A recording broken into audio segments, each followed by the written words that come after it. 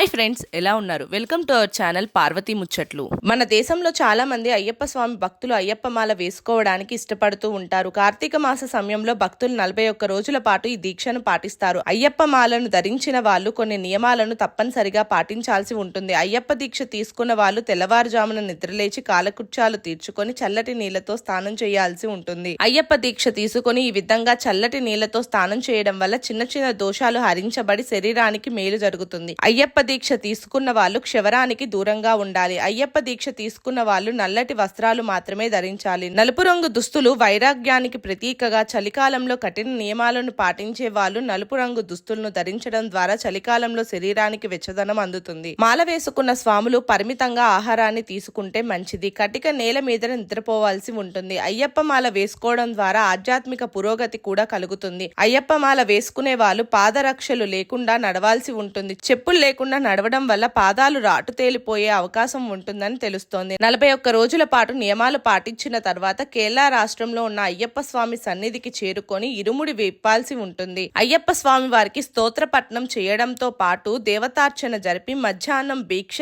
రాత్రికి అల్పాహారం తీసుకోవడం ద్వారా దేవతానుగ్రహం మనపై ఉంటుందని చెప్పవచ్చు. అయ్యప్ప స్వామిని భక్తితో పూజించే వాళ్ళు ఈ విషయాలను తప్పనిసరిగా గుర్తుంచుకోవాలి. మా వీడియోస్ కనుక మీకు నచ్చినట్టయితే మా ఛానల్ని లైక్ చేయండి, షేర్ చేయండి, అలాగే సబ్స్క్రైబ్ చేసుకోవడం మాత్రం అస్సలు మర్చిపోకండి. మరిన్ని ఇలాంటి వీడియోస్ కోసం మా ఛానల్ని ఫాలో అవ్వండి.